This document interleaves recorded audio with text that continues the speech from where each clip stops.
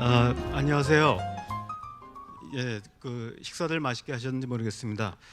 자, 이번 세션은 2025 국제 한반도 포럼의 3회 2 세션입니다. 오늘 주제는 민족 공동체 통일 방안의 발전 방향에 관한 주제를 다루도록 하겠습니다. 그래서 오늘 네 분의 패널을 모셨는데요. 먼저 저를 소개하면 저는 경남대 초빙 교수로 있는 조성렬입니다. 반갑습니다. 네, 그러면 차례차례 우선 오늘 참여해주신 패널 소개해드리겠습니다.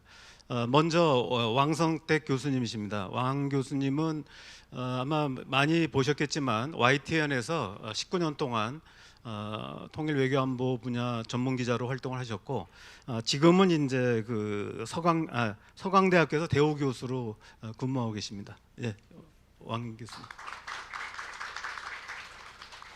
예, 다음은 최용준 교수님입니다. 최용준 교수님은 경남대학교 국정문제연구소 초빙 교수로 계시고요.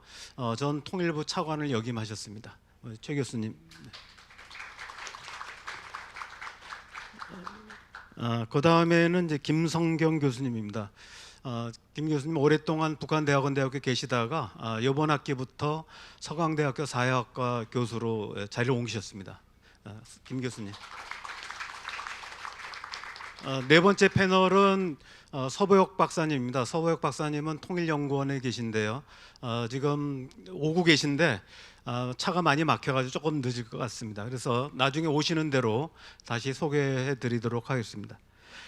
오늘 주제는 뭐 이미 아시다시피 민족 공동체 통일 방안에 대한 발전 방향을 모색하는 부분입니다. 네 분께서 여러 가지 이제 발표문을 이제 자료집에 보시면 나와 있는데. 민족 공동체 통일 방안에 관한 조금씩 다른 시각과 발전 방향을 제시하고 계십니다. 그리고 또 현재의 통일 담론을 둘러싼 논쟁들을 분석하고 또 변화하는 국제 환경에 맞춰서 또 새로운 어떤 통일 방안을 제시해 줄 거라고 기대하고 있습니다. 그러면은 저희가 이제 시간이 뭐 발표자하고 또 저하고 토론하는 것도 중요하지만 나중에 시간이 되면 플로어로부터 질의응답을 갖는 시간을 갖도록 하겠습니다. 다만 뭐 항상 그렇듯이 사회자 역할이 시간을 엄수해야 되는 의무가 있습니다. 그래서 지금 1시 30분에 시작을 했는데 2시 50분까지 해서 정확하게 끝내도록 하겠습니다. 혹시 질문이 더 계신데 제가 끊었다고 해서 원망하지 마시고 일단 시간은 정확하게 마치도록 하겠습니다. 그러면은 차례대로 해서 왕선택 교수님께서 한 10분 정도 저희가 이제 좀 자유로운 토론이 중요할 것 같아가지고 또 10분 정도 발표를 해주시고 그리고 이제 계속 이어서 발표를 하고 나중에 같이 종합 토론하도록 하겠습니다. 먼저 왕 교수님께 부탁드리겠습니다. 네, 안녕하세요. 소개받은 왕선택입니다. 굉장히 중요한 자리에 이렇게 초청받아서 제 의견을 말씀드릴 수 있게 돼서 영광스럽게 생각하고요. 또 민족 공동체 통일 방안에 대한 발전 방향에 대한 토론을 하게 돼 있는데 사실은 굉장히 어려운 주제 아닙니까? 지금 남북 관계라든가 이런 거를 볼 때 이런 주제를 토론하는 게 맞나 이런 생각도 좀 들 수 있겠으나 그러기 때문에 오히려 근간에 해당하는 기본에 해당하는 요소들에 대해서는 충실하게 계속해서 이야기를 해야 기회가 왔을 때 상황이 변화가 됐을 때 좋은 뭐 변화를 이끌어낼 수 있다 이런 생각이 들어서 의미 있다고 생각을 합니다. 저는 뭐 관리의 경험이 없고요. 또 대학에서 오랫동안 공부를 한 그런 경력이 아니고 기자로서 통일부, 외교부, 또 청와대, 국회 이런 곳들을 관찰하면서 제가 얻은 뭐 나름대로의 판단 이런 것들을 중심으로 해서 말씀드리도록 하겠습니다. 민족 공동체 통일 방안의 발전 방향에 대한 좀 말씀인데요. 기본적으로는 윤석열 정부 3년 동안에 이 민족 공동체 통일 방안이 개정을 할 것인가 말 것인가 논란을 빚었고 이것이 사회적으로 큰 문제가 된 적이 있었습니다.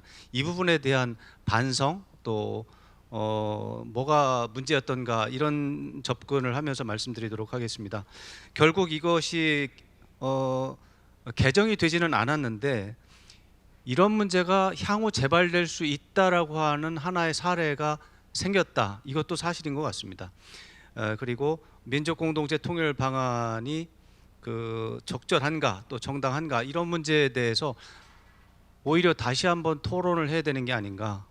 그래서 이런 부분에 대한 말씀을 좀 드리고, 결국에는 제가 드리고 싶은 말씀은 북한 그러니까 민족 공동체 통일 방안은 계속 유지하는 게 좋다라는 기본적인 말씀을 드리면서 북한 자극 등 부작용을 최소화하기 위해서 외교적인 용어로서 이제 로우키로 대응하는 것이 맞겠다, 이런 말씀을 드리도록 하겠습니다. 지난 3년 윤석열 정부 때 이제 논란이 있었는데요. 2022년 출범 이후에 이 공통안이 이제 시대 변화를 반영하지 못한다라고 하는 지적을 했었습니다. 그리고 자유민주주의적 요소를 충분히 반영하지 않는다. 그렇기 때문에 개정이 필요하다, 이런 논리가 있었습니다. 그렇지만 이에 대해서 전문가들의 이제 자문 과정에서 그렇지 않다. 민족 공동체 통일 방안에는 그 자체로 장점이 굉장히 많기 때문에 이것을 개정하거나 대폭적으로 개정하거나 폐기하는 것은 굉장한 부작용이 있을 것이다, 이런 의견이 있어서 실제로 윤석열 정부가 폐기하진 않았는데, 근데 2024년 지난해 광복절 기념사에서 8.15 독트린을 하면서 통일 담론을 제시했는데, 민족 공동체 통일 방안, 이제 공통안이라고 부르겠습니다. 공통안을 폐기한 건 아니다라고 하면서 그 안에 들어있는 주요 요소에 대해서 전혀 다른 방안을 제시한 것입니다. 그러니까 형식적으로는 살아있지만 사실적으로는 폐기를 하는 시도가 있었던 것입니다. 그런데 이제 지난해 말에 이제 계엄 사태가 있고 이제 내란이라고 하는 판단이 났고 이제 정권이 교체가 되면서 사실 8.15 독트린이 이제 폐기가 된 것으로 간주가 됐는데요. 이런 부분들에서 잘못된 논의들 또 잘못된 시도, 이런 것들이 있었고 앞으로 재발될 수 있기 때문에 앞으로 이런 부분에 대해서 교훈을 얻어서 재발되지 않도록 해야 되겠다라는 생각을 하고요.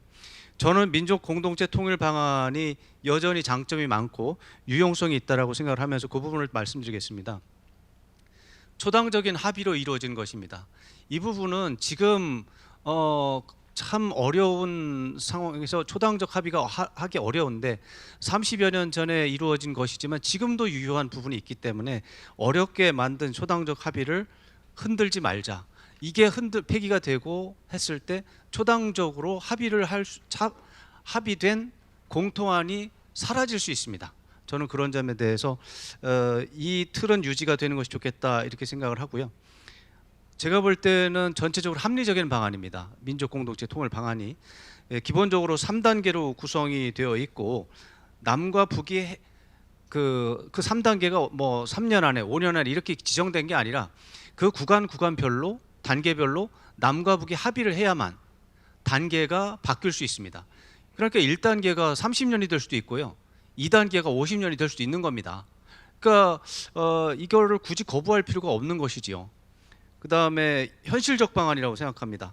그 남북 통일 1단계 화해협력 단계와 2단계 남북 연합 단계에서 모두 남과 북의 자율성을 인정하는 이런 특징이 있기 때문에 저는 현실적인 접근법도 있고, 또 북한도 2000년 6.15 공동선언에서 원칙적으로는 동의를 한 부분이 있어서 장점이 있다라고 생각하고요.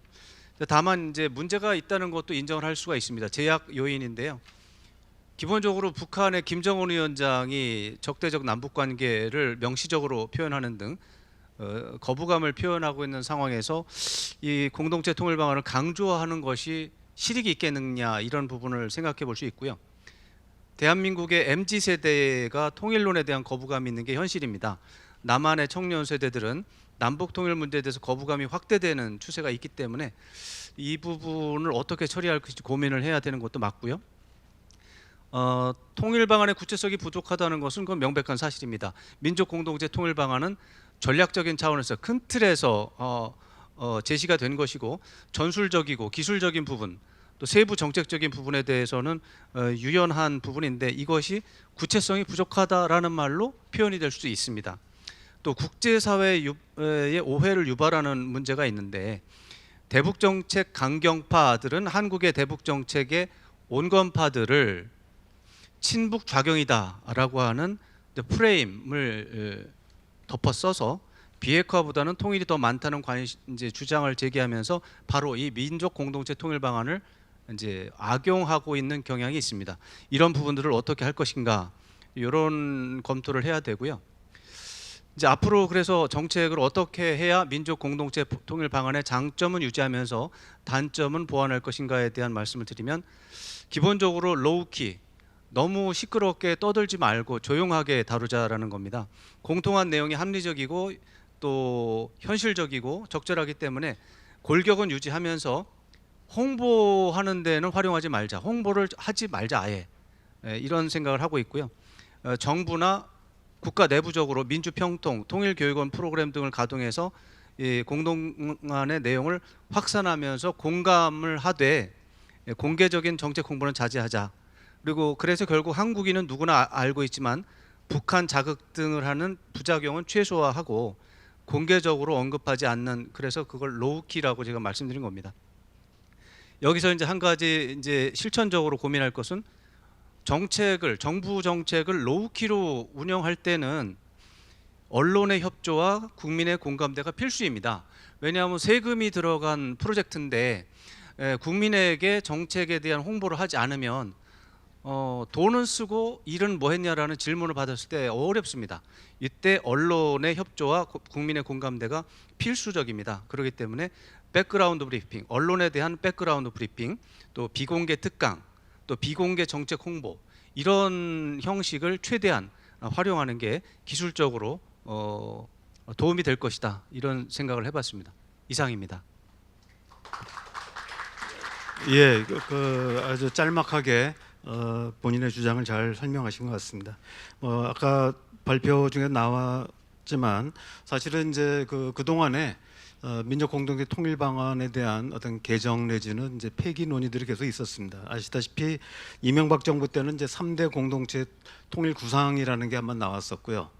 그러나 이제 통일 방안으로 제시되지 못했습니다. 또 하나가 이제 박근혜 정부 때 통일준비위원회가 있었는데 여기 3개의 세션이 있었는데, 하나는 이제 통일 헌장, 또 하나가 통일 방안, 세 번째가 이제 통일 로드맵이었습니다. 근데 결과적으로는 통일 헌장이나 통일 방안을 만드는 데는 이제 실패했다고 볼 수 있습니다. 또 아까 우리 왕 교수님 얘기하신 것처럼 윤석열 정부에서는 이제 자유의 북진을 내세운 이제 통일 독트린이 있었습니다. 그래서 지금까지는 이제 민족 공동체 통일 방안을 대체하기보다는 뭐 통일 구상 또는 뭐 통일 독트린 이런 형태로 해서 자기 정부의 또 성격을 드러내려고 했지만 아직까지는 이제 새로운 대안을 마련하지 못한 것 같습니다. 자, 다음 이어서는 아까 그 통일부 차관을 지내신 최 교수님께서 말씀해 주시겠습니다. 네, 안녕하세요. 인사드리겠습니다. 최용준입니다. 제가 통일부에 근무를 할 때 정책실장, 그다음에 이제 차관 이렇게 하면서 이 KGF를 조직을 하고 또 이제 진행을 하면서 많은 분들을 모시고 또 좋은 내용을 꾸미고자 많이 이렇게 밖에서 고생했던 생각이 나는데, 막상 들어와서 제가 패널로 앉아 보니까 역시 좋은 프로그램이구나 하는 생각이 듭니다. 그리고 감회가 좀 새로운 것 같습니다. 저도 이제 처음에 이 패널 주제가 통일 방안이라고 조금 처음에는 좀 의아하게 생각을 했어요. 아까 우리 왕 교수님도 잠깐 말씀하셨지만 요새 이제 뭐 북한은 당연히 적대적 이국가론을 내세우고 이제 같은 민족도 아니라고 하고 있고, 우리 안에서도 통일 무관심을 넘어서 이제 통일을 하지 말자는 얘기도 뭐 나오고, 그다음에 남북 관계는 뭐 현실적으로 굉장히 경색이 돼 있고, 이런 상황에서 통일 방안 논의가 잘 될까, 적절할까라는 생각을 해봤는데, 저는 그렇다고 생각했습니다. 왜냐하면 첫째는 우리가 통일 방안 논의가 하기 위해서는 먼저 이제 통일에 대한 생각이 먼저 있어야 되는데, 아무리 생각을 해도 통일은 당위적 측면은 뭐 넘쳐나는 것이고 해야 될 이유가 실질적으로도 우리에게는 반드시 필요하다는 생각이 들었습니다. 지금 뭐 여러분도 아시다시피 지금 우리가 굉장히 어렵게 이 민주화, 그리고 이제 경제 번영 다 해가지고 선진국에 들어왔는데, 이 막상 이제 탄탄대로에 들어온 줄 알았더니 아직도 이 갈 길이 굉장히 멀고 험하다는 생각이 많이 들고, 뭐 통일을 통해서 이것이 우리에게 뭐 통일이 모든 것을 다 해결해주는 맞는 키는 아니지만 적어도 지금까지 통일 문제, 분단 문제가 우리에게 일종의 족쇄로, 핸디캡으로, 다른 나라에 없는 불리한 점으로 작용을 했다면, 만일 이걸 발상을 전환해서 우리가 극복을 해서 통일을 이룬다면 남이 없는 기회를 갖는 것이다. 이건 완전히 부스터화될 수 있다는 생각이 되기 때문에, 그래서 통일이 필요하고, 그러려면 구체적인 설계도가 있어야 될 거 아닌가, 그런 생각을 해봤고요. 또 이게 통일이 아시다시피 장기적 과정입니다.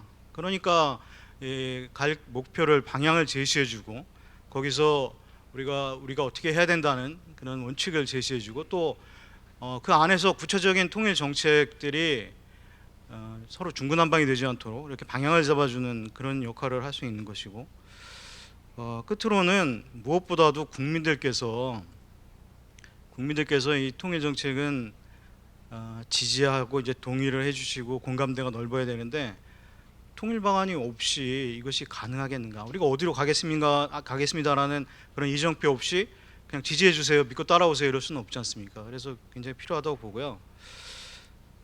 그래서 지금 우리 공식적인 통일 방안은 현재 통일부 홈페이지에도 우리 정부의 공식적 통일 방안은 민족 공동체 통일 방안이라고 딱 대문짝만하게 써 있습니다. 이거는 1987년에 우리가 이제 민주화를 겪고 88년에 소위 민주화와 이제 항상 이 남북 간의 관계를 개선시켜 나가려는 통일운동이 같이 많이 벌어졌었는데, 그런 열망을 받아서 77선언, 남북의 교류협력을 시작하는 77선언을 했고, 그런 바탕 위에서 이제 그 당시에 4당 체제였고, 아까 왕 교수님께서 말씀하셨지만 여소야대였습니다. 이게 힘든 상황에서도, 합의가 힘든데 이 여야 합의로 정말 초당적으로 한민족 공동체 통일 방안을 만들었던 것입니다. 지금 시점에 보면 엄청나게 이 정치적 합의에 기반했다는 게 굉장히 소중한 그런 자산이 되겠습니다. 뭐 내용적으로 보면 당연히 아시다시피 비정치적인 고려부터 시작을 해서 범위를 확대하고 심화시켜서 이제 정치적인, 그래서 궁극적인 통일로 가자, 이런 얘기고요. 제가 강조하고 싶은 것은, 근데 이게 우리 안에서 광범위하게 이제 토론이 되고 합의가 돼서 했던 거지만, 이게 차후에 남북 고위거회담을 통해서 남북 간의 이제 통일로 가는 합의에 반영이 됐다는 겁니다. 그러니까 우리가 제시한 통일 방안이 북한도 거기에 동의를 해서 기본 합의서 내용에 사회 분야, 정치 분야, 경제, 문화 이런 것을 발전을 시켜서 나중에 통일로 가자 하는 점진적이고 단계적인 그런 통일 방안의 모습이 남북 합의서에 다 반영이 돼 있다는 것이죠. 그래서 이게 우리만 했던 것이 아니라 같이 갔었던 것이다는 게 이제 굉장히 중요한 포인트다라는 생각을 하고요. 물론 그 동안에 그리고 이제 94년에 민족 공동체 통일 방안으로 약간 수정이 됐습니다만은 지금까지 그 골격은 유지되고 있고, 근데 여기에 대해서는 이제 시간이 지나면서 또 많은 그 비판적 목소리가 나온 게 사실입니다. 첫째는 이제 사실은 그때는 그게 정해져 한민족 공동체 통일 방안이나 민족 공동체 통일 방안이 나올 때는 북한 핵 문제가 지금처럼 그렇게 심각한 단계가 아니었기 때문에 이걸 잘 반영을 못하고 있다는 거.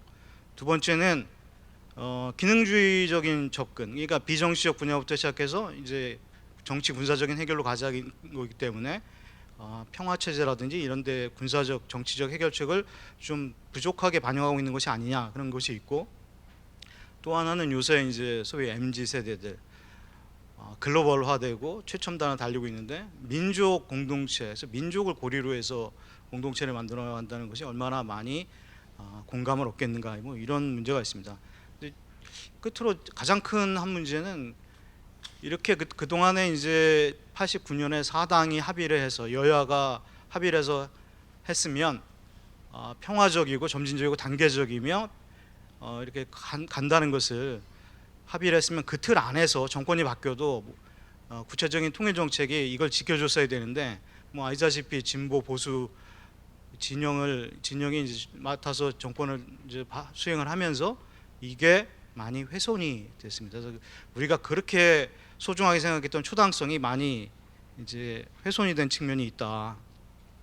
그렇기 때문에 이제 지금 여러 가지 시대 변화 이런 걸 감안을 해서 이것을 좀 개선해 가는 것은 필요하다라고 생각이 듭니다. 그러면 이제 구체적으로 뭐 내용적인 얘기도 들을 수 있겠지만 저는 한 가지 어떤 정책적인 측면 그리고 국민들 참여 측면에서 한 가지가 꼭 필요하다고 보는데, 제가 제안하고 싶은 것은 당시에 이제 여야가 합의를 하면서 또 국민적 공청회도 하긴 했지만 이게 대부분은 이제 위로부터 정해져서 밑으로 확산된 측면이 있습니다.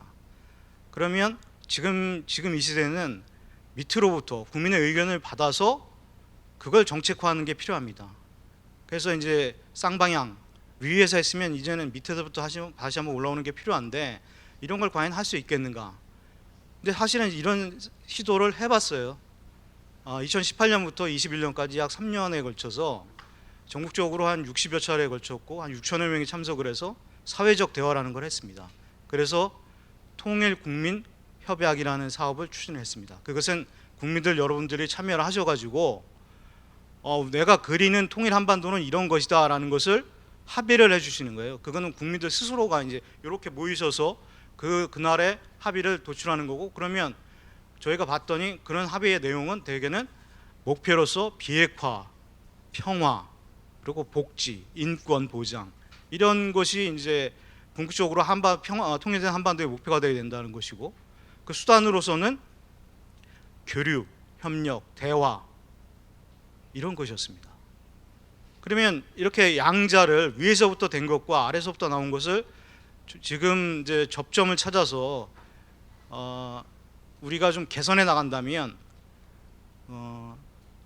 국민들의 관심도 높이고 또 참여해서 내가 만든 것이다라는 그런 자부심도 가지고 이 자율성이 있는 그런 정책으로 점점 만들어 가서 우리 통일 방안을 살찌우고 효능감 있게 하는 그런 방안이 되지 않을까. 그래서 저는 그런 방안을 한번, 그리고 실제로 했던 거고, 그래서 좀 한 번 더 그동안에 또 한 3년간 그 뭐 지난 정부 얘기를 한 것이 아니지만 중단돼 있었습니다. 이런 좋은 사업이. 그래서 새로운 계기가 됐기 때문에 이거는 뭐 여야 정파의 문제가 아니라 같이 다시 한번 해서 좀 통일 방안을 이렇게 소수만 얘기하는 것이 아니라 다수가 참여하는 적극적인 것으로 만들어갔으면 좋겠다 하는 그런 제안을 드립니다. 네, 감사합니다.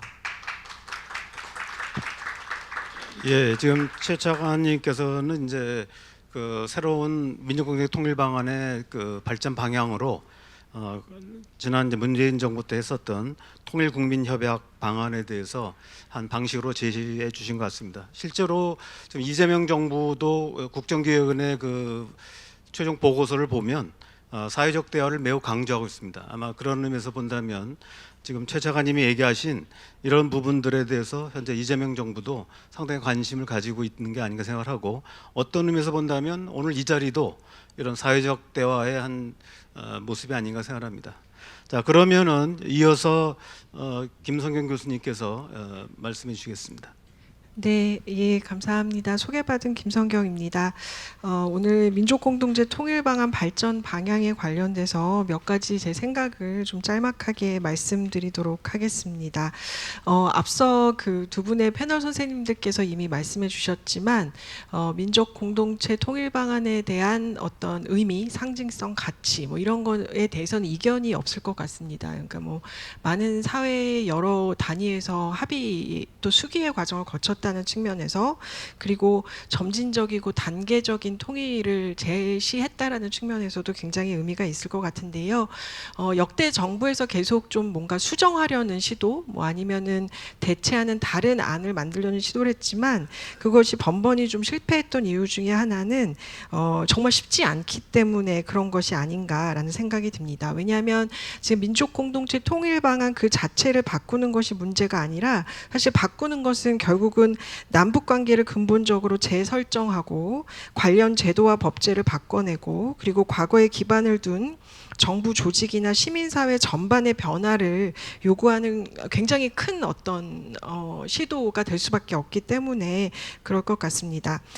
그만큼 굉장히 많은 이해 당사자가 얽혀 있는 상황에서 그걸 대체하는 새로운 안을 만들어내는 것은 쉬운 것도 아니고 물론 정말 사회적 수기 과정이 필요한 것으로 생각이 됩니다. 하지만 전 개인적으로는 민족공동체 통일 방안에 상당 부분 좀 보완이 필요하지 않을까. 그 자체를 완전히 대체한다라기보다는 뭔가 현실을 반영하는 보완의 시도 같은 것은 필요하지 않을까라는 생각을 갖고 있습니다. 그러면은 보완을 위해서 무엇을 해야 될까 생각을 해보면 전 한 3가지 정도의 쟁점을 가지고서 생각을 좀 해야 된다라고 말씀을 좀 드리고 싶은데요. 이미 다 말씀해 주신 거긴 합니다만 이 점진적이고 단계적인 접근 이것이 현실 가능성이 있는가에 대한 논의를 좀 본격적으로 해야 될 것 같습니다. 2000년대 이후에 남북교류협력 사업의 핵심은 이 교류를 통한 화해협력이었고요. 이를 통한 정치적 군사적 갈등을 화해협력으로 전환한다는 기획이었습니다. 그러니까 소위 말해서 기능주의적인 접근인데요. 이게 언제나 남북 사이에 도사리고 있는 정치 군사적 도발로 인해서 좌초되어 왔습니다.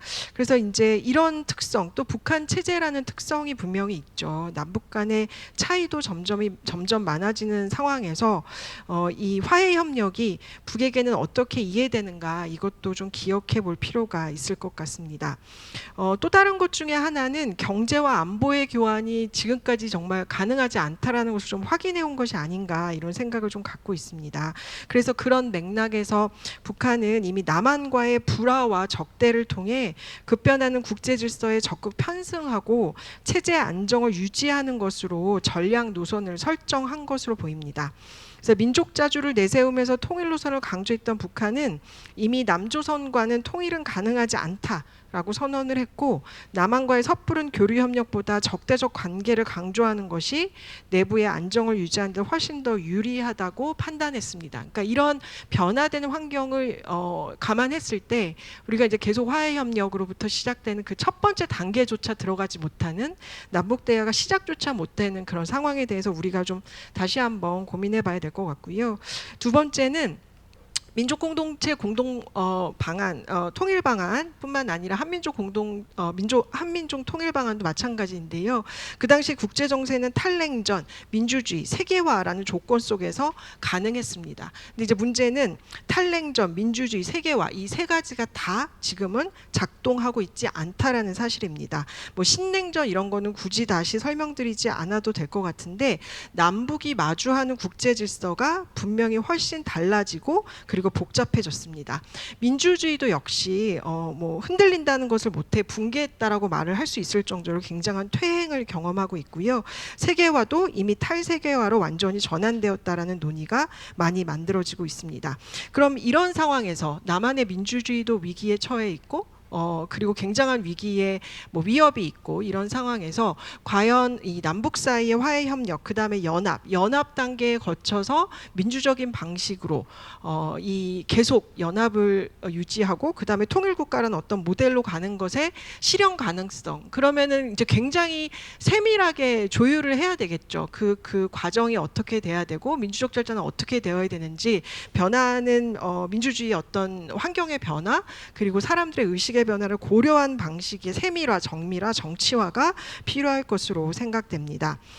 세 번째는 이 남북한 주민들의 민족의식과 통일의식의 약화입니다. 이미 최용진 차관님께서도 말씀해 주셨습니다만 그때 생각해 보면 30년 전에도 이질감을 극복하려면 시간이 많이 걸릴 것이다 이런 얘기를 했다는 것이죠. 근데 30년이 지난 지금 상황에서는 남북 사이의 이질감이 커지다 못해 이제 서로 간에 무관심한 상태로 변화하게 됐습니다. 그리고 남한 주민들은 제가 생각하기에는 일종의 이제 그 남한만의 그러니까 K 민족주의라고 얘기할 정도로 남한만의 국가 정체성, 그러니까 분단과 북한을 가지고 있지 않는, 그거를 포함하고 있지 않는 국가 정체성을 가지게 되었고, 다른 한편으로는 이제 경제 발전을 남한이 이루어냈기 때문에 일종의 이제 유사 서구와 같은, 우리는 이제 제1세계야라는 어떤 그런 자부심 같은 것도 갖게 되었습니다.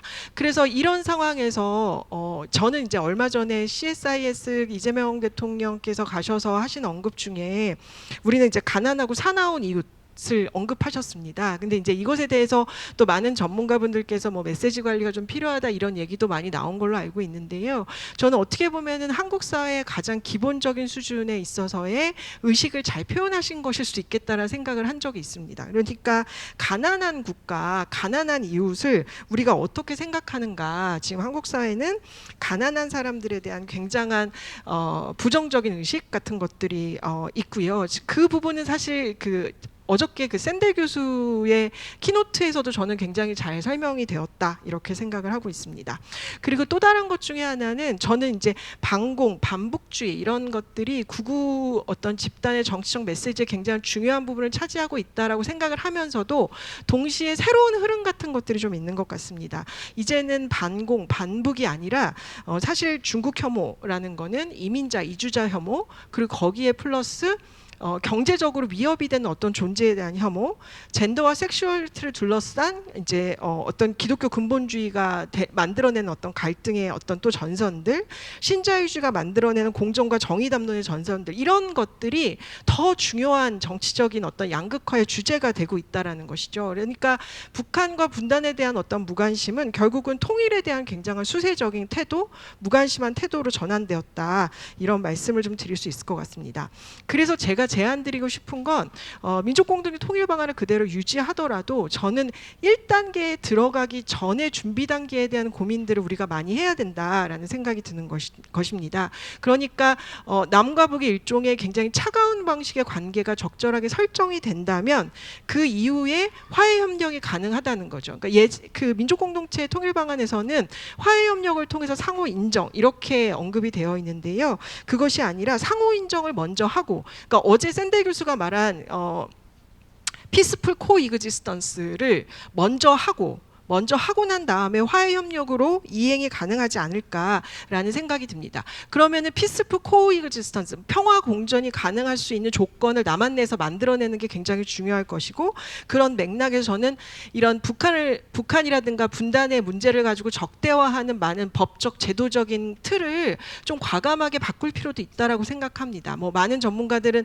영토 조항 같은 건 못 건드릴 것이다 이런 얘기 하시는데, 저는 어떤 측면에서는 사람들, 시민들의 의식이 담론들보다 더 빨리 먼저 나아가 있을 수도 있다라는 말씀을 좀 드리고 싶어서 영토 조항이나 국가보안법 폐지 같은 거 좀 전향적으로 고민을 해야 되고, 그리고 통일부 같은 경우에도 이름을 바꾸는 것이 상당한 메시지를 줄 수 있다면 우리가 좀 고려해 볼 필요가 있다라는 생각을 갖고 있습니다. 마지막으로 한 1분 정도 남아 있는 것 같은데요. 그러려면 결국은 이 평화 문화나 평화 교육 굉장히 중요할 것 같습니다. 근데 이제 저는 그런 생각이 듭니다. 평화 문화, 평화 교육, 그러니까 서구 사회가 왜 극우화됐는가를 잘 보면 이제 결국은 경제적 양극화의 문제인 것 같습니다. 그래서 우리나라의 지표를 보면 흥미롭게도 2000년대 들어와서 이 경제적 양극화가 상대적으로 느끼는 것은 굉장히 심하지만 불평등 지수나 지수로 보이는 것은 미국이나 일본이나 영국보다 훨씬 더 낮거든요. 그러니까 이 불평등 지수는 사실 2020년도에 들어와서 조금씩 나아지는 경향이 보입니다.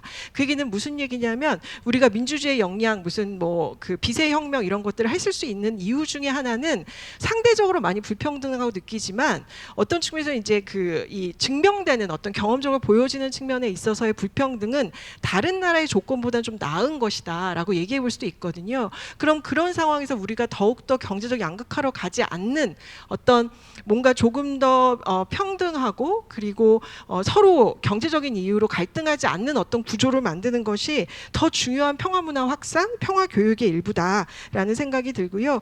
그리고 이제 마지막으로 한 가지만 더 말씀드리고 싶은데 30초만 더 쓰면 이 능력주의라고 얘기하는 메리토크라시라고 얘기되는 방식의 전방위적인 습속화도 우리가 좀 고민을 해봐야 되는데, 이게 이제 능력주의인 거죠. 그러니까 능력주의가 당연히 사람들로 하여금 서열을 만들어내고, 근데 저는 이 능력주의적인 사고가 남북관계에도 들어가 있다고 생각합니다. 그러니까 능력주의적으로 북은 남한처럼 잘 살고 싶을 것이다. 그리고 남한처럼 못 사는 북은 일종의 루저 뭐 혹은 이제 뭐 뒤떨어진 것, 그러니까 이렇게 경제적인 교류를 해서 나아지게 하면 된다라는 우리가 가지고 있는 이 사고 방식의 일대 전환이 좀 필요하지 않을까. 그러니까 뭐 세계도 그렇고 국내적 상황도 많이 변한 상황에서 우리의 사유를 좀 전환하는 그런 시도가 필요할 것이다라는 말씀을 좀 드리고 싶습니다. 네, 발표 여기서 마치겠습니다. 예, 감사합니다. 예, 상당히 시간이 쫓기면서도 아주 굉장히 많은 내용을 말씀해 주신 것 같습니다. 앞서 말씀드렸던 그 통일연구원의 이제 서보혁 박사님입니다. 한 10분 정도 말씀 부탁드리겠습니다. 소개받은 서보혁입니다. 오늘 세션이 통일 방안에 관한 건데요. 처음에 요청을 받았을 때 조금 뭐라 그럴까 좀 뜨아했습니다. 지금 상황에서 통일 방안을 왜 얘기하느냐. 근데 이제 통일부는 말 그대로 통일을 준비하는 곳이기 때문에 현재 당면 정세에서 요구되는 것뿐만 아니라 또 중장기적인 계획을 해야 되고, 그것이 현재 상황이 통일과 다소 거리가 있는 현상일 때 더더욱 통일 방안에 대한 평가와 재구성이 필요하지 않겠나 하고 제 마음을, 제 짧은 생각을 반성했습니다. 오늘 제가 드리고 싶은 말씀은 네 가지로 자료집에도 있는데요. 첫 번째는 이 통일 구상이 평화주의에 기초하고 평화주의의 입각에서 전개되어야겠다. 우리 평화통일 방안이 말 앞에서 이제 벌써 평화라고 들어 있고요. 그리고 헌법에도 있고 또 국제사회의 규범과도 일치합니다. 근데 평화통일론에서의 평화는 이 수단과 절차에 초점을 두고 있습니다. 기존에 우리 장준하 선생님이 생각나네요.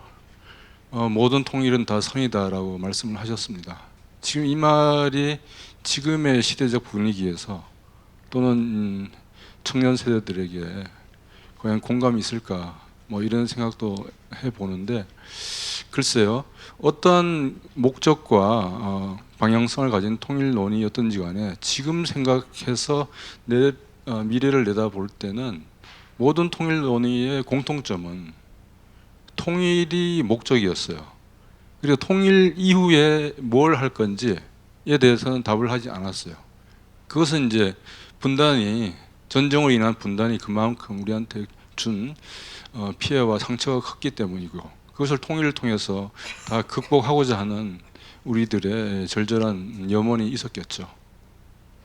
그런데 지금 목화 우리가 보고 있는 대한민국 한반도만이 아니라 전 세계적인 상황을 봤을 때 평화는 단지 수단이나 도구에 끝나지는 않습니다. 평화롭게 살려고 하는 태도에서부터 모두를 존중하고 공존하고 하는 그런 공동체, 뭐 작게는 한 사회일 수도 있습니다만 지구촌 전체가 그런 방향으로 가야 된다고 하는, 이걸 뭐 요약하면은 평화적 수단에 의한 평화죠. 지난 정부와 지금까지 현재 북한이 서로 체제는 다르고 다른 생각을 하고 있지만은 공통된 것은 힘에 의한 평화였습니다. 이것은 평화주의와 거리가 멉니다. 평화를 명분으로 해서 폭력을 쓰는 것은 평화주의가 아닙니다. 그런 점에서 우리가 흡수 통일을 하지 않겠다고 밝히는 것은 정말로 적절한 태도라고 생각합니다. 이것은 우리가 지금까지의 통일론이 또 남한의 대국 정책을 성찰하는 준거가 될 수 있고, 앞으로의 새로운 통일 방안을 논의하는 하나의 창이 되어야 될 걸로 생각을 합니다. 그리고 두 번째는 좀 논쟁의 소지가 있는 걸로 알고 있지만은 제가 말씀드리고 싶은 것은 이 자유민주주의라고 하는 것, 헌법에서 자유민주적 기본 질서에 입각해서 평화통일을 추구해 나간다고 되어 있습니다. 이것이 정치적으로 얼마나 악용되어 왔는지는 뭐 우리 군사 권위주의 정권뿐만 아니라 대명천지에 이 민주주의가 공고화되어 있다는 이 21세기에서도 우리 지난 겨울을 거치면서 봤습니다. 그리고 이 자유라고 하는 것이 이 모든 보편 가치의 으뜸이라고 말하는 것은 상당히 오만이고 독선입니다. 정복할 자유, 남의 자원을 빼앗아갈 자유, 나와 우리 소집단의 이익을 극대해 나갈 자유. 이것이 자유민주주의가 천명하는 것은 아니죠. 그런데 그 이름으로 우리는 지금까지 좋지 않은 정부 정책이나 개인이나 집단의 행태를 보여왔습니다. 지금 지구촌의 극단적인 양극화, 그리고 생태계의 파괴, 이 모든 것들이 정당화하는 명분으로서 자유라고 하는 것들이 너무 악용되어 왔습니다. 그리고 자유민주주의는 냉전의 시대적 산물이고 근대의 출발점이긴 했는데 이 지구촌 전체가 인간은 뿐만 아니라 비인간 동물들까지 이 생존의 이 실존적 위기 상황에 있는 데서 이 자유민주주의를 우리가 헌법으로 두고 이걸 통일 방안으로 그걸 또 북한 우리와 적대 관계에 있는 북한한테 그것을 내세우는 것은 적절한가? 그래서 저는 민주주의라고 얘기하면 될 것 같아요. 자유민주주의 포함하되 다른 자유주의도 민주주의가 얼마나 많습니까? 그리고 자유민주주의를 하는 순간 민주주의에 속해 있는 다른 유형의 다른 성격의 민주주의를 배격할 소지가 있다는 것입니다. 그렇게 해왔고요. 그래서 민주주의 일반으로 저는 확대하자고 생각을 하고요. 그다음에 그리고 우리가 지금 7.4 남북 공동성명에서 북한이 뭐 적대 두 국가 관계 하고 있지만은 합의한 3대 통일 원칙 중에서 민족 대단결 원칙이 빠져 있고 우리 정부로 해야 되나요? 우리 나라로 해야 되나요? 그 통일 방안의 원칙에 민주가 들어 있습니다. 이 민주가 무슨 민주입니까? 우리는 당연히 자유민주주의 대한민국 체제로 생각했죠. 이게 이제 북한을 설득하고 세계사적인 이 시대 전환에 과연 타당하냐? 는 점에 대해서 저는 문제 제기를 하고 싶습니다. 그런데 우리가 민족 대단결, 그럼 민족도 단결을 해야 되지만은 그 민족 아닌 사람도 이 한반도에 살고 있는 사람들이 있잖아요. 그리고 통일을 해 나가기 위해서는 현실적으로 남북 협력과 국제 협력이 조화를 이루어야죠. 그래서 저는 이것을 전치시켜서 민족 대단결을 협력으로 통일의 원칙으로 저는 방안의 원칙으로 넣었으면 좋겠다고 생각을 합니다. 그리고 우리 정부의 통일 방안 3단계죠. 3단계 남북연합에서 결국은 최종적으로는 1국가 1민족 1체제 통일로 되어 있는데 아무튼 김정은이 지금 이렇게 나와갖고 언제 바뀔지는 모르겠는데 어쨌든 간에 북한과 평화적으로 또 통일을 통해서 평화 공동체로 우리가 지향한다고 했을 때 남북 간의 체제와 사고방식 이런 것들을 서로 존중하고 닮아가면서 서서히 더 나은 제3의 체제로 수렴되어 나가는 과정에서 6.15 공동선언에서 남북 정상이 합의한 그나마 남북 간의 통일 방안에서 접점을 찾을 수 있는 그 부분 연방제 말이죠. 그것을 우리가 중간 단계에서 적용하는 것도 생각해 볼 만하다고 생각합니다. 이건 북한 입장을 저는 받아들이자는 게 아니고 우리들 내에서도 우리가 그 미국하고 친미국하고 동맹 관계인데 왜 미국을 비롯한 서방의 주요 선진국들이 연방제 제도를 왜 이렇게 체제가 다르고 하나로 합쳐 나가야 되는 이 장기 구성에서 적용하려고 하지 않았는지 이게 반공주의 시각이라는 거죠. 이거 우리 생각을 스스로 좁히고 한쪽으로 이렇게 이끌어내는 거예요. 미국, 독일, 스위스 다 연방제 아닙니까? 연방제가 뭡니까? 차이 속에서 하나로 같이 같은 집안에 살면서 시너지를 내려고 하는 거예요. 그 다양성 속에서 일치라고 하는 이런 에큐메니즘도 그런 정신이지만은 그 정신이 적용이 돼야 돼요. 그리고 문익환 목사님 같은 경우도 이 지자체 대한민국의 민주주의가 더욱더 발전해 나가는 그 전제하에서 지방자치제도가 더욱더 확산해 나가는 그런 방향성 속에서 연방제를 얘기를 하셨거든요. 그 논의가 저는 모르긴 해도 시간적인 선으로 봤을 때는 북한의 느슨한 연방제, 낮은 단계 연방제 논리 구성에 영향을 줬다고 생각합니다. 그게 89년입니다. 물론 그 당시에 북한 체제가 국제 정세에서 분리해서 그런 논의를 만들었는지 모르지만은 아무튼 연방제의 원리하고 그것을 적용해 나가는 방안하고는 개념적으로 차이가 있죠. 우리가 열어놓고 여러 많은 사례들 갖고서 우리가 연구할 필요가 있다고 생각합니다. 남북연합도 큰 개념으로서 연방주의의 한 단계이죠. 마지막으로 3단계 통일 방안의 1단계가 화해 협력으로 되어 있는데 글쎄요, 우리 연구자들이나 우리 국민들이 생각하실 때 남북 화해 협력의 단계에서 한반도 평화 체제가 구축되는가? 그게 동일한 단계와 이 시간 속에서 이루어지는가? 그럼 약간의 차이가 있을 것 같아요. 근데 비핵 평화 체제라고 하는 과정이 있지 않습니까? 이것을 어떻든 간에 우리는 비핵화 목표를 견지해 나가면서 북한을 협상으로 이끌어내야 됩니다. 이끌어내는 외교적 과정에서 압박도 포함할 수 있겠죠. 그런데 어쨌든 간에 현실적으로 비핵 평화 체제라고 하는 이 과제를 통일 방안 속에서 포함시키지 않는 이상 그 현실성이 우리의 소망과 상당히 격차가 있을 수 있다는 점도 고려를 해야겠다는 생각을 했습니다. 감사합니다. 예, 그 네 분의 패널들이 간단하게 뭐 기조 발제를 해주셨습니다. 우선 이제 아마 여러분들도 궁금하신 부분이 계시겠지만 제가 몇 가지 간단하게 이제 발제문을 중심으로 해서 제가 질문 드리고 주제별 토론으로 들어가도록 하겠습니다.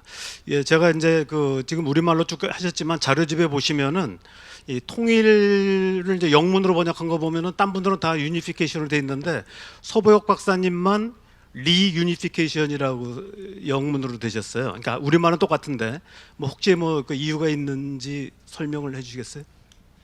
네, 이유가 있습니다. 제가 속해 있는 그 회사 통일연구원 그 영문으로 되는 그 50페이지 보시면요, 저 키누인데 이 회사 이름이 이 명색이 국책연구원인데 유니피케이션이 아니고 리유니피케이션이 아니고 유니피케이션이에요. 저는 이것에 대해서 좀 반발 의식이 있어요. 우리가 일반적으로 통일을 얘기하는 게 아닙니다, 그죠? 한민족, 한 국가였는데 외세에 의해서 만들어지고 우리가 부당하게 그 속에서 장기 분단되면서 우리가 이제는 분단되는 게 뭐 분단된 상태에서 살고 있는 게 자연스러운 거 아니에요? 이렇게 생각할 정도로 되는데 정확히 역사 의식과 우리 국가 정체성이 있으면 이 민족 재결합이죠. 예. 거기에서 우리가 새로운 더 나은 아까 평화주의 입각에서는 평화 공동체죠. 한민족 평화 공동체 뭐 이렇게 이름 붙일 수 있는데 리유니피케이션을 쓰는 게 맞죠. 일반 용어가 아닙니다. 예, 일단 아까 그 영문을 잘 안 보셨겠지만 영문의 차이가 있어서 제가 질문 드렸고요. 그 다음에 우리가 서벽 박사님 얘기하시면서 이제 좀 독특한 게 남북연합과 통일국가 사이에 연방제, 남북 연방을 제안하셨습니다. 근데 사실은 그 내용들은 과거 김대중 대통령께서 70년대에 얘기했던 3단계 통일 방안에 보면 처음이 이제 남북연합, 두 번째가 연방제, 세 번째가 이제 통일국가입니다. 그래서 그 부분하고 비슷하고 민족 공동체 통일 방안까지 하면은 사실 4단계가 되는 형태가 되겠습니다. 그래서 그 우리가 보면은 이제 그 6.15 남북 공동 선언에서도 남측의 연합제와 북측의 낮은 담배 연방제의 이제 공통성에 기초해서 통일을 추진한다 이렇게 되어 있습니다. 그래서 이 부분에 대해서 우리 최용준 통일부 차관님이 좀 그 DJ가 얘기하셨던 3단계 통일 방안, 그 다음에 민족 공동 통일 방안에서 얘기하는 또 3단계, 그리고 6.15 공동선에 나온 내용들과 관련돼서 좀 보충 설명을 해주셨으면 좋겠습니다. 예. 지금 말씀하셨지만 6.15 공동선언에 보면 이제 남측의 연합 제안과 북측의 낮은 단계의 연방 제안이 공통성이 있음을 인정하고 이 방향으로 통일을 추진한다 이렇게 합의가 되어 있습니다. 근데 뭐 아시다시피 낮은 단계의 연방 제안이라는 건 북측이 제시했던 연방제 안 중에서 1990년대 이제 80년대 말부터 공산주의 세력이 다 붕괴된 이후에 그 북측이 원래 주장했던 연방제에서는 그 연방 국가가 그러니까 중앙 국가죠. 이게 군사권, 외교권을 가지고 있는데 이것마저도 이 지방 정부, 남북의 지방 정부에 줘서 자치권을 인정하자 이렇게 해서 사실상 남북 연합하고 거의 같은 얘기로 이렇게 나오게 되기 때문에 그 공통성을 인정한 것인데 그 6.15 공동선언이 나온 다음에 이것이 조금 의아한 생각은 들었어요. 뭐냐면 지금 이제 남북이 만나서 통일 정책에 대한 합의를 봤는데 북측은 뭐 낮은 단계 연방 제안이지만 우리는 민족 공동체 통일 방안에 2단계가 이렇게 들어가 있으니까 왜 저쪽하고 우리하고 2단계가 만나는가, 1단계가 아니라. 근데 이제 더 연원을 조금 살펴보면 지금 이제 말씀하셨지만, 조성유 박사님 말씀하셨지만은 김대중 대통령께서 원래 이제 3단계 구상안을 말씀하셨을 때 1번이 남북연합입니다. 그 남북연합은 왜 그러면 김대중 대통령께서 남북연합을 강조하셨냐면, 교류협력이 굉장히 중요한데 교류협력만 하다가 언제 좀 더 우리가 그 통일로 가겠는가. 그러니까 교류협력을 하되 남북연합이라는 틀을 씌워서 좀 더 방향성을 분명하게 하고 그 안에서 이제 교류협력을 해 가자. 그래서 이제 이게 1단계가 된 것이고, 그러다 보니까 그렇게 따지면 여기서 말하는 남북연합은 통일의 1단계. 그러면 이제 이게 아구가 맞는 그런 상황인데, 아마도 이제 나중에 김대중 대통령께서 이제 본인의 생각이라기보다는 이것이 남북 민족 공동체 통일 방안의 2단계에 같은 내용이 들어가 있으니 뭐 본인의 생각보다는 민족 공동체 통일 방안의 그 안과 북쪽의 안이 공통점이 있다라고 이렇게 어느 정도 이렇게 정리하시는 손으로 이렇게 된 것 같습니다. 예, 지금 뭐 우리가 과거에는 얼마 전까지만 해도 연방제 그러면은 북한이 얘기하는 이제 고려 연방제를 상정을 해서 굉장히 거부감이 많았습니다. 학자들만 조금 얘기했고 일반인들은 상당히 이제 그 용어를 사용하는데 굉장히 주저했던 부분이 있는데, 사실 이제 그 서배옥 박사님이 얘기하신 것처럼 연방제의 뿌리는 사실은 이제 김대중 대통령이 북한이 1980년 노동당 대회에서 공식 결의하기 이전부터 얘기했던 부분이고, 사실은 통일의 한 형태이기 때문에 뭐 그런 의미에서 이제 얘기해 주신 것 같습니다. 또 하나 이제 중요한 부분은 아까 이제 처음에 시작할 때도 얘기를 했지만, 북한이 이국가 관계를 주장하고 있는데 우리가 이제 또 통일을 또 민족공동 통일 방안을 발전 방안을 모색하는 게 좀 생뚱맞은 거 아니냐. 아까 김성경 교수님도 그 얘기를 하셨는데, 문제는 이제 우리가 북한이 얘기하는 이국가 관계라고 하는 부분이 통일을 거부하는 건지, 아니면은 북한 주도의 통일을 사실상 이제 불가능하다고 인식한 건지, 좀 그 부분에 대한 좀 인식 차이가 있는 것 같습니다. 일반적으로는 우리가 북한이 적대적 이국가 관계를 얘기하면서 통일 자체를 이제 거부했다 이렇게 얘기를 하는 게 일반적인 이제 널려 알려진 상식이라고 볼 수 있는데, 이 부분에 대해서 우리 왕 교수님은 어떻게 생각하십니까? 북한이 이제 통일을 거부했다. 그래서 작년 딱 1년 전인데 인종석 대통령 비서실장 했던 분이 이제 광주에서 통일을 하지 맙시다. 통일은 미래 세대에 맡깁시다 이런 얘기 해가지고 논란이 된 바가 있습니다. 이제 그 부분을 둘러싸고 사실은 북한이 적대적 이국가를 얘기했을 때, 통일이 안 된다고 했을 때 그 통일을 완전히 포기한 건지, 아니면은 어떤 다른 어떤 조건을 붙인 건지, 이 부분에 대해서 조금 더 보충 설명 부탁드리겠습니다. 네. 그 부분에 대해서는 한 두세 가지 포인트를 좀 생각을 해볼 수 있을 텐데요. 김정은 위원장이 적대적 두 국가라는 입장을 내세우고 또 공식적으로 공식화하고 한 그 시기 이전에 윤석열 정부에서 이제 주적 개념을 반드시 공식화해야 된다라고 하는 논의가 있었습니다. 그 2022년 그 집권하기 이전부터 그런 워딩이 있었고, 그 이후에 그런 부분들을 정책적으로 이제 관철을 부분적으로 해냈습니다. 그래서 주적 개념이 이제 윤석열 정부의 입장이 됐고, 그에 대한 반응으로서 북한이 주적 개념보다 한 단계 더 나은, 남쪽에서 강경 대응을 하면 북쪽은 항상 초강경으로 더 센 대응을 한다라는 이런 어떤 반복적인 원칙 패턴이 있는데, 그런 패턴으로 이제 교전 중인 이국가 적대적 두 국가라는 개념을 제시했다고 저는 생각을 하고요. 단순하게 그렇게만 그러면 이제 통일을 하지 맙시다라는 메시지가 들어간 건 아니라고 또 생각을 합니다. 그 말을 하기 이전에 북한에서 나온 여러 문건들을 보면, 남쪽의 대통령들은, 남쪽은 뭐 대통령을 포함해서 보수 진영이든 진보 진영이든 북한을 흡수 통합하고자 하는 의지 자체는 똑같다. 그렇기 때문에 통일 논의하는 것이 의미가 없다라고 명확하게 김정은 위원장의 생각을 제시한 바가 있습니다. 다시 말해서 김정은 위원장이 적대적 두 국가라고 말을 했을 때 어떤 머릿속의 셈법 중에 하나는 흡수 통합을 원하는 남쪽과의 통일 논의는 자기가 받아들일 수 없으니 그렇게 하면 안 된다라고 하는 메시지가 뒤에 저는 깔려 있다고 보고요.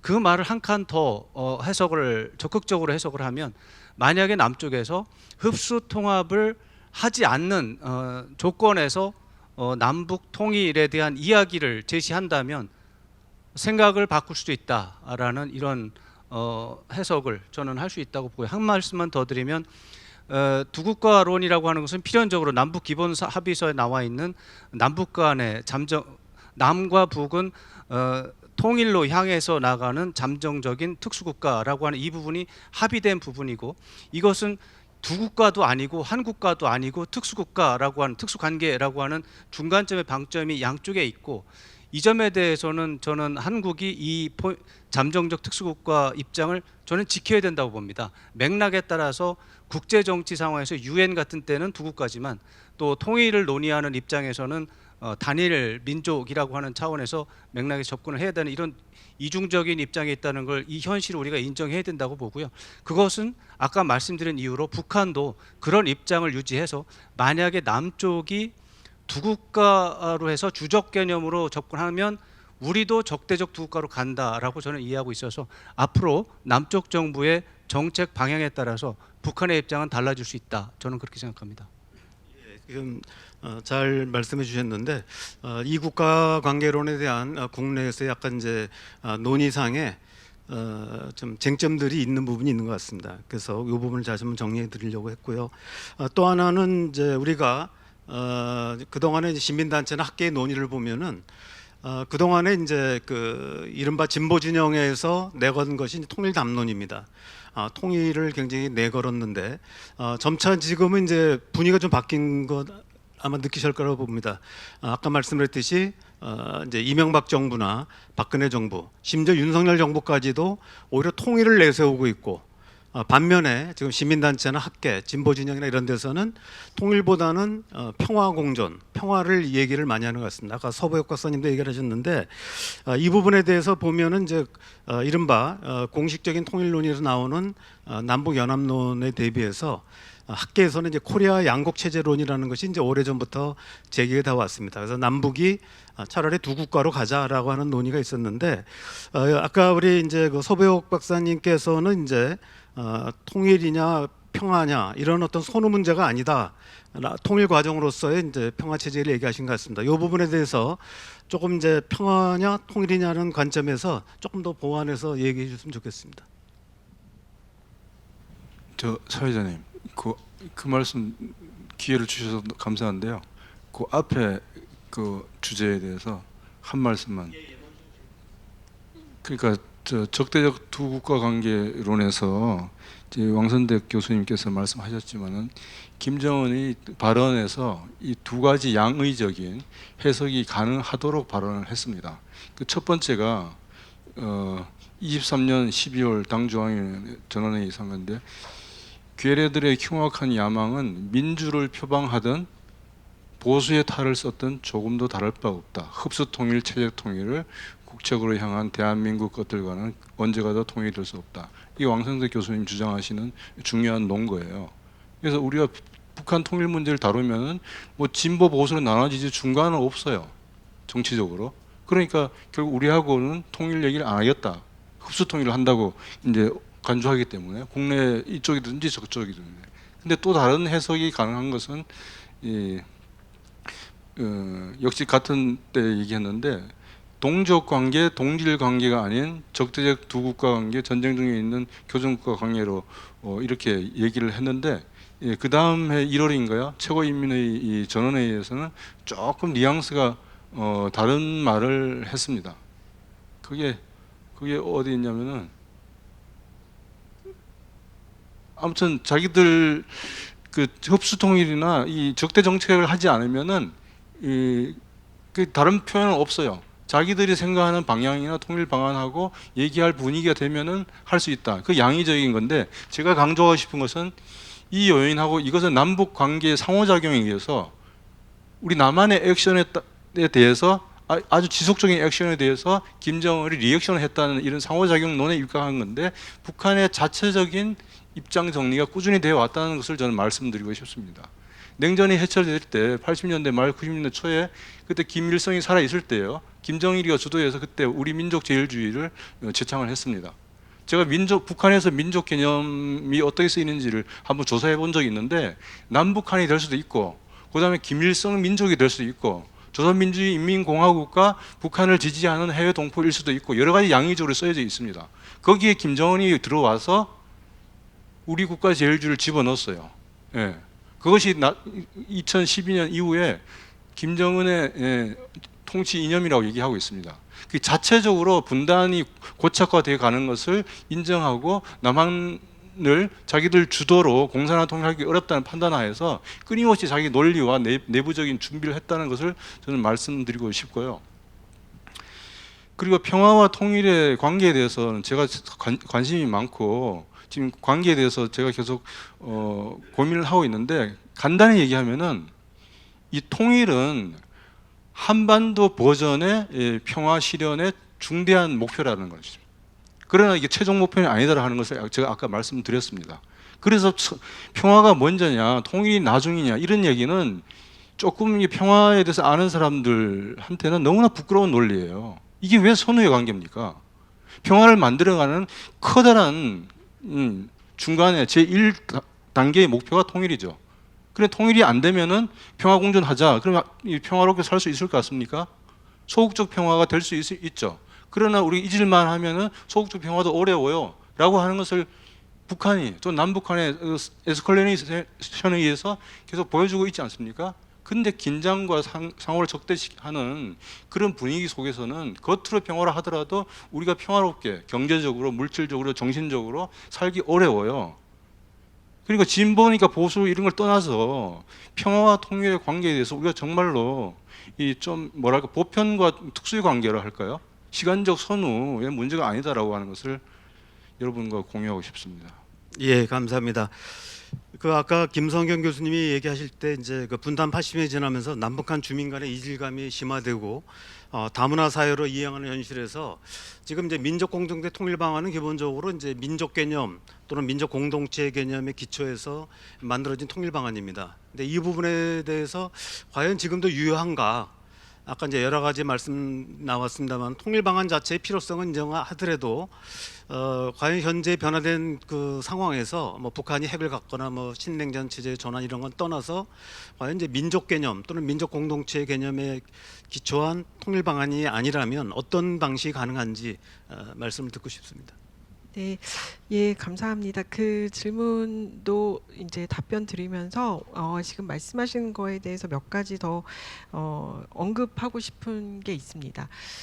일단 그 두 국가에 관련돼서 저희가 한 1년 내내 아마 전문가들은 이야기를 했던 것 같습니다. 그러니까 그 회의가 아닌가 하고 싶어서 가면 또 두 국가에 대해서 얘기를 하고 이 얘기가 아닌가 싶으면 또 끝에 논문을 읽어보면 마지막에 이제 두 국가론에 대해서도 이야기를 하게 되는데 그만큼 어떻게 보면은 이제 김정은 위원장이 먼저 좀 시작을 했기 때문에 이 남한 사회로서는 더욱더 더 받아들여지기 좀 어려운 그런 상황이 있는 것이 아닌가 뭐 그런 생각도 들고요.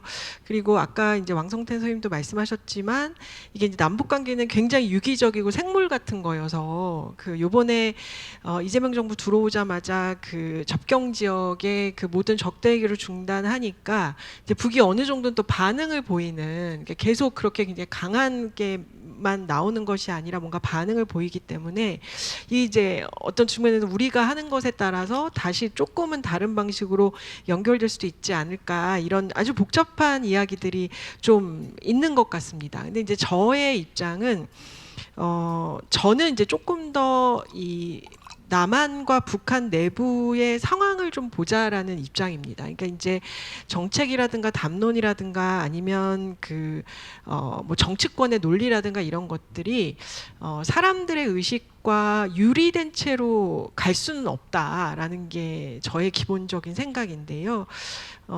이 두 국가론을 가지고 남북한 통일 평화 이쪽을 연구하시는 분들은 굉장히 흥분하지만 사실 일반 시민들 같은 경우에는 원래 그런 거 아니었어라고 생각하는 사람들이 대다수였습니다. 그러니까 그들이 현실에서 경험하는 생활은 이미 굉장히 많이 두 국가로 구성되어 있는 것이죠. 근데 그런 상황에서 민족 공동체 통일 방안을 계속 강조한다거나 아니면 통일이 중요하다라고 아무리 그 통일부에서 교육을 하고 노력을 해도 그것은 저는 이제 사회적인 공명을 만들어내지 못한다라고 생각합니다. 이제 그런 맥락에서 민족 공동 통일 방안을 우리가 뭐 이걸 완전 뜯어 고쳐서 완전히 이름을 바꿔서 그걸로 또 정치권들이 싸우고 이렇게 할 필요는 없겠습니다만 전반적으로 현실이 변했다라는 것을 반드시 받아들일 필요가 있다라는 말씀을 꼭 드리고 싶고요. 그리고 이제 저는 또 북한 주민들도 마찬가지라고 생각하는데요. 많은 분들이 북한 주민들은 통일을 원할 거야. 왜냐하면 남한이랑 통일되면 더 잘 살 수 있으니까. 저는 이제 그 시각도 굉장히 위험하다라고 생각합니다. 첫 번째로는 실제로 그럴까? 이건 우리가 잘 모르고요. 만약에 북한 주민들 같은 경우에는 현실적으로 더 나은 삶을 살 수 있는 조건이 무엇이냐에 따라서 통일을 선택할 수도 있고 그렇지 않을 수도 있을 거라고 생각합니다. 그러면 과연 우리가 그 정도의 통일을 하면 훨씬 더 조화롭게 행복하게 살 수 있다라는 어떤 조건을 제시할 수 있느냐? 저는 그게 우리 사회나 정치권이나 경제나 조금은 좀 준비가 덜 되어 있는 것이 아닐까라는 그런 생각, 그 생각을 조금 고려해서 이런 논의가 진행되었으면 좋겠고요. 두 번째는 이제 민족 같은 거죠. 그러니까 제가 아까 K민족이라는 말씀을 좀 드리기도 했는데요. 두 가지가 있는 것 같습니다. 이제 남한의 민족은 두 가지의 방향이 있는 것 같은데 하나는 이 뭔가 민족이 분단되어 있으니까 하나가 되어야 된다. 한민족 이런 거가 있죠. 근데 이제 한국 사회는 이미 엄청나게 다문화 사회가 되었고 그리고 많은 사람들이 다문화적이고 코스모폴리탄한 대한민국의 정체성을 가지고 있다라는 측면이 좀 저는 반드시 고려돼야 될 것 같습니다. 그러니까 이제 같은 혈통과 핏줄을 가지고 있는 이 공동체로서의 민족의 복원이라는 것이 많은 사람들에게 그 의미를 좀 전달하기 어렵다라는 생각이 드는 거죠. 이거는 과거사 문제도 마찬가지라는 생각이 들거든요.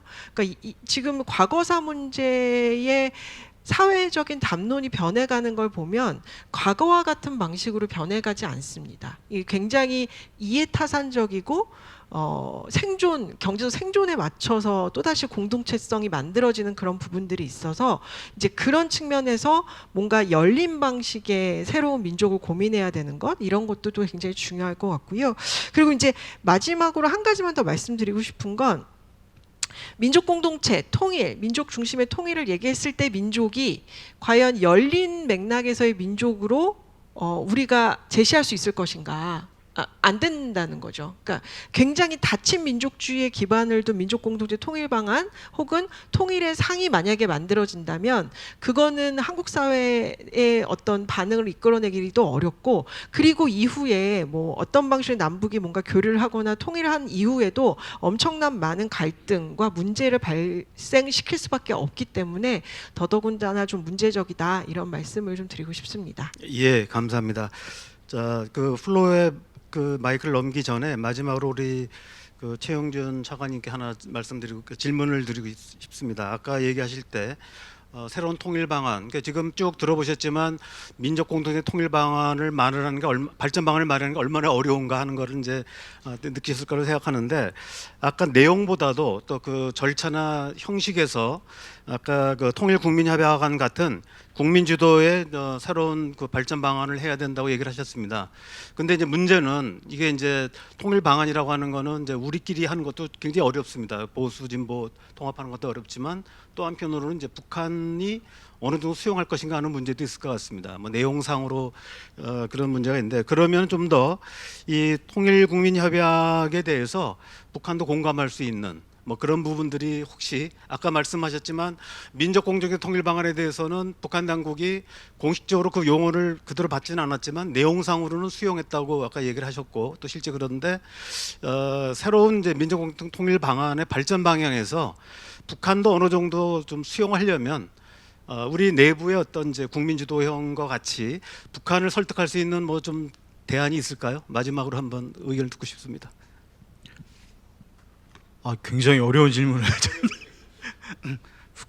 북한도 수용할 수 있는 이렇게 한 번에 나오기는 굉장히 어렵겠죠. 근데 제가 볼 때는 그래서 아까 제가 말씀드렸던 것이 이제 1989년에 우리 한미적 공동체 통일 방안 그리고 이제 남북 간의 기본 합의서 등이 이루어진 다음에 그걸 반영한 미적 공동체 통일 방안 이게 쭉 왔지만 그게 주로 이제 상층 뭐 전문가, 정부 이래가지고 합의는 했지만 이제 그게 밑으로 이렇게 국민들께 전달되는 그런 방식이었거든요. 근데 이제는 역사의 이제 주인공도 바뀌고 또 앞으로 살아가야 될 젊은층들, MZ 세대 이런 분들이 이제 다수가 참여를 해서 이렇게 밑에서부터 위로 올라가는 그래서 여론을 만들어가는 그런 게 있어야 된다고 이렇게 그런 측면에서 강조를 했던 거고.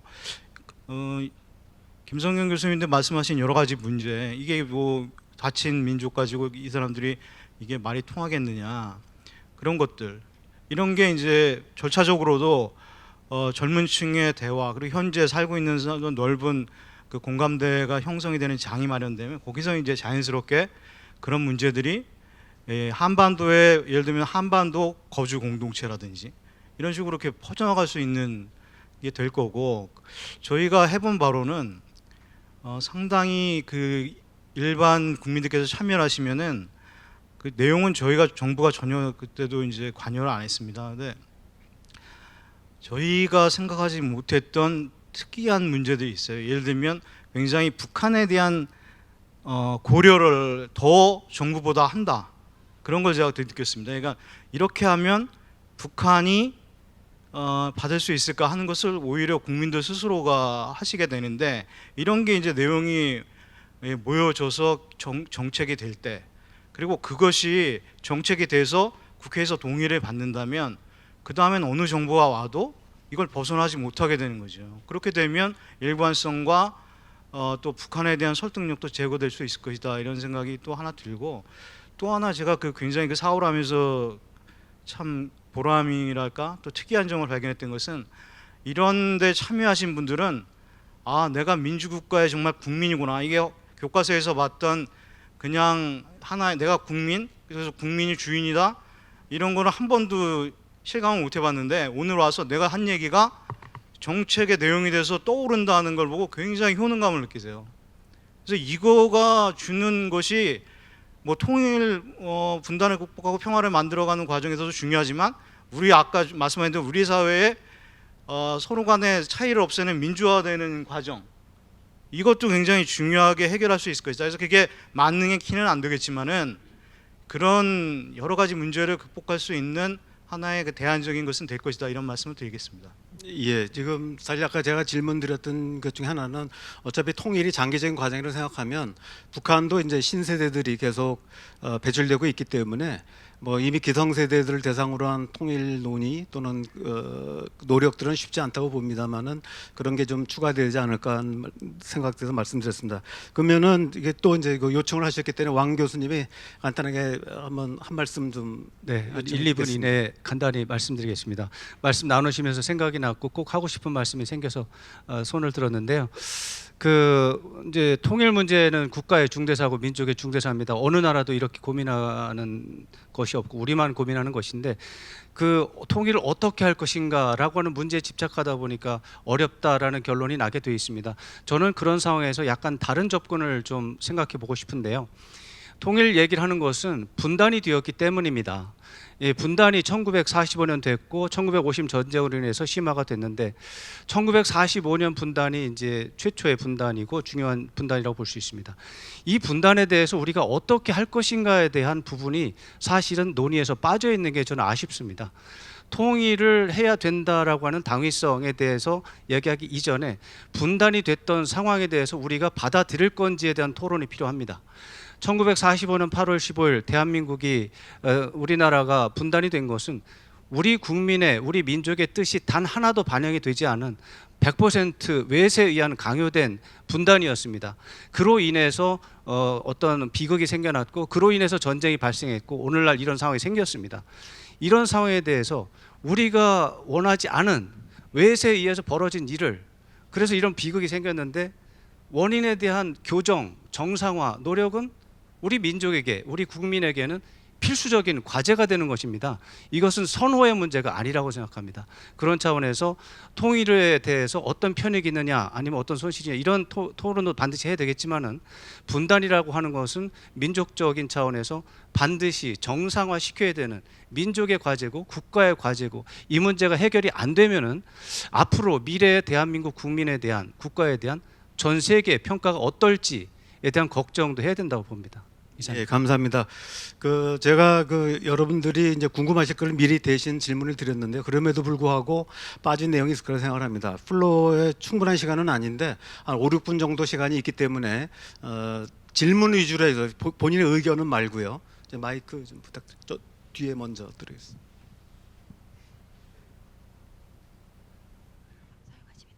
어느 분한테 질문할지에 대해서 좀 지목을 해주시면 좋겠습니다. 완선택 기자님을 서울대 통일평화연구원에서 기자님으로 활동하실 때 뵙고 이렇게 또 처음 뵙니다. 그런데 왕선택 기자님의 그 지적이 굉장히 중요한 지적을 하셨습니다. 제가 우리 미처 모르는 그런 아주 중요한 소스를 좀 제공하려고 하는데요.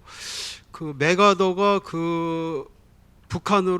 북쪽으로 북진하려고 그럴 때 소련에서 제의가 왔어요. 뭐라고 제의가 왔냐면은 48년 1월 23일 유엔 한의가 북쪽으로 들어오려고 하는 거를 소련에서 막았는데 받아들이겠다. 그리고 북쪽에서 총선을 실시하겠다 그랬어요. 유엔의 지시대로 따르겠다고 그랬습니다. 그렇기 때문에 지금 1991년도 9월 달에 유엔에서 남북을 두 국가로 인정한 겁니다. 유엔 회원으로 받아준 거는요. 죄송하지만 질문 위주로 해주시죠. 그래서 이제 얘기를 끝내겠는데요. 그때부터 우리 중국이나 중국은 북한하고 미국하고 수교하게 하도록 했어야 되고, 또 그 당시에 또 분위기가 독일 통일 때문에 남북 기본 합의서를 만든 거예요. 그러니까 지금 과감하게 남북 기본 합의서를 유엔의 권고대로 그 정신대로 철폐하고 이제 두 국가를 아까 얘기하신 대로 호혜적인 두 국가로 그런 방향을 전환해야 되는 겁니다. 우리 정부는요. 일단 그래서 의견으로, 이제 그 헌법도 다시 의견으로 세워야 듣고요. 되고 뭐 질문은 그렇습니다. 아니신 것 같습니다. 다른 분 아까 여기 앞에 선생님. 아까도 말씀드렸지만 50분 되면 딱 끊겠습니다.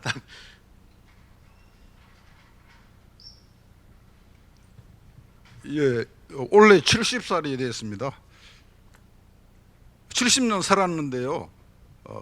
70년 전에 남북 관계나 지금이나 하나도 변한 게 없을 것 같거든요.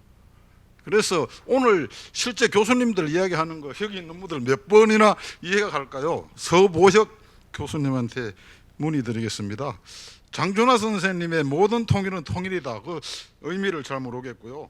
말씀 중에 자유민주주의의 개념을 다른 민주주의가 개입될 수 있도록 확대시켜놓는 개념은, 그럼 현 시스템에서 북한의 인민민주주의 그것도 이 개입을 시켜가지고 북한에 의한 통일이 돼도 우리가 어거리해야 된다는지, 그게 좀 의심스럽고, 의심스러운 게 아니고 거기까지만 하시죠. 그 답변 질문- 시간이 없으니까 답변 시간을 드리겠습니다. 우리 한 가지만 하십시오. 죄송합니다. 우리 차관님한테는 핵이 없는 상황에서 지금 이거 연방제 이걸 바꿔야 되는데 뭐를 바꿔야 되는지, 또 젊은 알겠습니다. MZ 세대가 생겨났기 때문에 바꿔야 되는데 뭐를 바꿔야 되는지 그 심플하게 이야기해. 알겠습니다. 우리 서 박사님이 간단한 시간이 지금 2분밖에 안 남았으니까 한 1분 정도 시간 저는 답변 부탁드리겠습니다. 이념 무슨 민주주의 얘기하잖아요.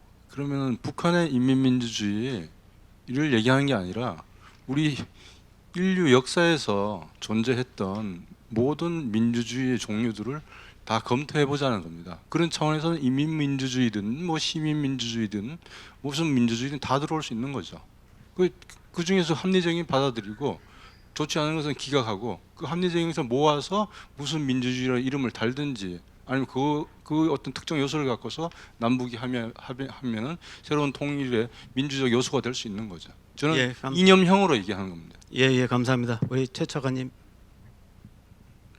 예, 핵 문제는 뭐 당연히 그때와는 비교할 수 정도로 이제 남북 관계 또는 뭐 통일로 가는 과정에서 이제 중대한 장애로 또 부상을 했기 때문에 그 비핵화를 해 나가는 문제는 당연히 이제 중요한 과제로 봐야 된다는 것이고, 또 MZ 세대 이런 것은 이 모든 것은 다 국민이 이제 주권자고, 아까도 말씀드렸지만 그분들의 의사가 굉장히 중요한데 지금 인구 구성 부분이 바뀌고 있으니까 현재 많아진 사람들 그리고 또 미래에 이제 주인공이 될 사람들의 의견을 적극적으로 우리가 그 사람들이 뭐 무관심해서 그걸 안 듣는 게 아니라 오히려 찾아서라도 듣고 해서 또 그들이 스스로 생각하게끔 이렇게 많이 유도를 해줘야 된다, 그런 차원에서 말씀드린 겁니다.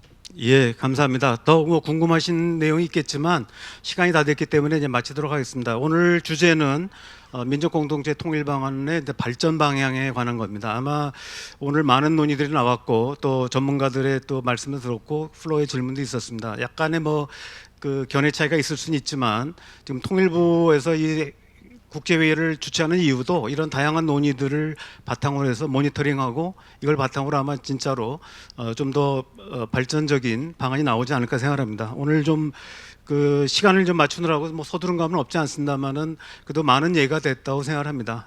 여러분 또 끝까지 좌석에 앉아서 잘 경청해 주셔서 감사하고요. 오늘 패널 분들도 고생을 많이 했습니다. 이상으로 마치도록 하겠습니다. 감사합니다.